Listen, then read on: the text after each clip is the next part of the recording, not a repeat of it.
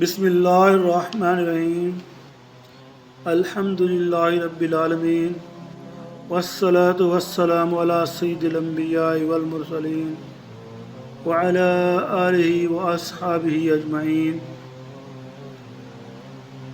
محترم دوستوں، بہنوں اور نواسہ رسول صلی اللہ علیہ وآلہ وسلم کے غمدیدوں اور ذکر اہل بیت سے دلوں کو منور کرنے والے میرے عزیز بھائیوں اور بزرگوں، السلام علیکم ورحمۃ اللہ وبرکاتہ۔ آج 9 محرم الحرام کا یہ اداس اور رقت امیز دن ہمیں تاریخ انسانی کے اس عظیم ترین معرکے کی یاد دلاتی ہے جس نے حق کو ہمیشہ کے لیے زندہ کر دیا اور باطل کو ابد تک کے لیے نیست و نابود کر دیا۔ 9 محرم کی یہ تاریخ کربلا کے تپتے ہوئے صحرا میں مظلومیت اور شجاعت کے اس ملاپ کا نام ہے جس کی نظیر نہ زمین نے اس سے پہلے دیکھی تھی اور نہ قیامت تک دیکھ سکے گی۔ یہ وہ دن ہے جب یزیدی لشکر نے ظلم و ستم کی تمام حدیں پار کر دیں، جب ابن زیاد کے حکم پر آل رسول کے خیموں کا گھیراؤ تنگ کر دیا گیا اور ننھے بچوں پر پانی کے راستے بند کر دیے گئے۔ معزز سامعین، اپنے دلوں کو تھامیے اور تصور کیجئے کربلا کے اس تپتے میدان کا، ایک طرف 22 یا 23,000 کا ظالم، بے رحم اور مسلح لشکر ہے اور دوسری طرف کائنات کے سب سے سچے انسان، جگر گوشہ بطول، نواسہ رسول حضرت امام حسین علیہ السلام کا چند نفوس پر مشتمل پیاسا کنبہ ہے۔ 9 محرم کی عصر کا وقت ہے جب شمر ملعون عمر بن سعد کا خط لے کر کربلا پہنچتا ہے جس میں حکم تھا کہ یا تو حسین سے بیعت کر لو یا پھر ان کا کام تمام کر دو۔ خیموں کے بغیر گھوڑوں کی ٹاپوں کی آوازیں گونجنے لگتی ہیں، سادات کی پاک دامن خواتین اور معصوم بچے سہم جاتے ہیں۔ ننھے علی اصغر پیاس کی شدت سے نڈھال ہیں، خیموں میں پانی کا آخری قطرہ تک ختم ہو چکا ہے۔ اس پیاس کی شدت میں حسینی لشکر کے علمدار غازی عباس علمدار کی غیرت و جلال کو یاد کیجیے۔ جب ننھی سکینہ خالی مشکیزہ لے کر چچا عباس کے پاس آتی ہے تو غازی کا دل تڑپ اٹھتا ہے۔ عباس وہ شیر ہیں جو اکیلے پورے لشکر کو تہس نہس کر سکتے تھے، لیکن وہ امام حسین کے حکم کے تابع تھے۔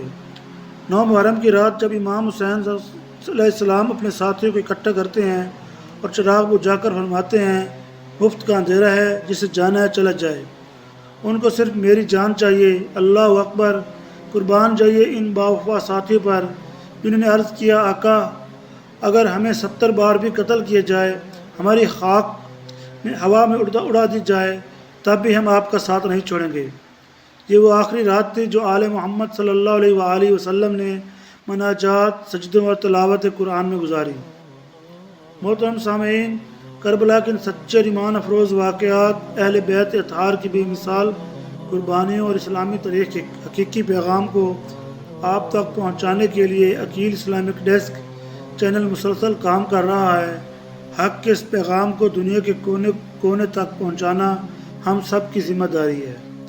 آپ سب سے گزارش ہے کہ ابھی یوٹیوب پر جا کر عقیل اسلامک ڈیسک کو سبسکرائب کریں، بیل آئیکن کو ضرور دبائیں تاکہ ہر نئی معلوماتی اور رقت امیز ویڈیو آپ تک پہنچتی رہے، اور اس پیغام کو لائک اور شیئر کر کے حسینی مشن کا حصہ بنیں۔ میرے عزیز بھائیوں اور بہنوں، 9 محرم الحرام اور ذکر کربلا صرف آنسو بہانے اور ماتم کرنے کا نام نہیں ہے، بلکہ یہ اپنے اندر ایک آفاقی اور ابدی سبق آموز پیغام رکھتا ہے۔ کربلا ہمیں سکھاتی ہے کہ جب حق اور باطل کا معرکہ ہو تو دنیا کی مصلحتوں کو چھوڑ کر حق کے ساتھ کھڑے ہو جانا چاہیے۔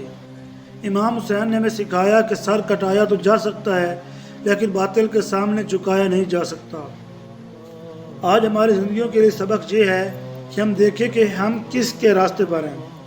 کیا ہمارے کردار میں حسینی تڑپ موجود ہے؟ ہم امام حسین علیہ السلام نے تیروں کی بارش میں، امام حسین رضی اللہ تعالیٰ عنہ نے تیروں کی بارش میں بھی نماز عصر قضا نہیں ہونے دی۔ اگر ہم حسینی ہیں تو ہمیں نماز کے پابند ہونا پڑے گا۔ کربلا میں اصرار، صبر، بھوک پیاس پر شکر اور اللہ کی رضا پر راضی رہنے کا درس دیتی ہے۔ اگر ہم حسینی ہیں تو ہمیں اپنے معاشرے سے ظلم، رشوت، جھوٹ، ناانصافی اور بے حیائی کے خلاف کھڑا ہونا ہوگا۔ اور غریبوں اور یتیموں کا سہارا بننا ہوگا۔ محرم الحرام کے خصوصی اعمال اور اذکار اس بابرکت اور پرملال رات اور دن میں ہمیں غفلت میں وقت گزارنے کے بجائے ان اعمال اور اذکار کا خاص اہتمام کرنا چاہیے۔ قرآن کریم کی تلاوت، چونکہ یہ رات ایام حسین رضی اللہ تعالیٰ عنہ نے تلاوت کے لیے مانگی تھی، اس لیے کثرت سے قرآن پاک کی تلاوت کریں۔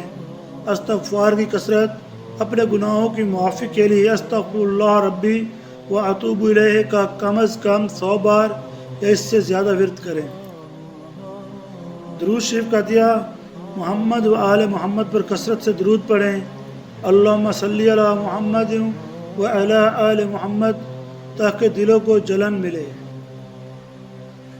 نماز شب اور توبہ، رات کے آخری پہر اٹھ کر نماز تہجد ادا کریں اور امت مسلمہ کی بخشش کے لیے دعا کریں۔ 9ویں اور 10ویں کا روزہ، احادیث کی روشنی میں 9 اور 10 محرم کا روزہ رکھنا عظیم ثواب کا باعث ہے۔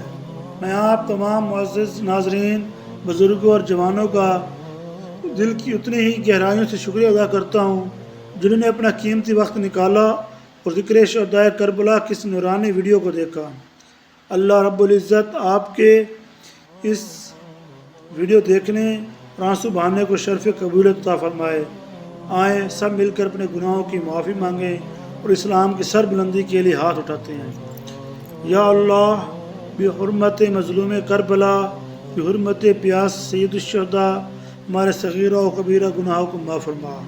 اے پروردگار، ہمیں حسینی کردار اپنانے کی توفیق عطا فرما۔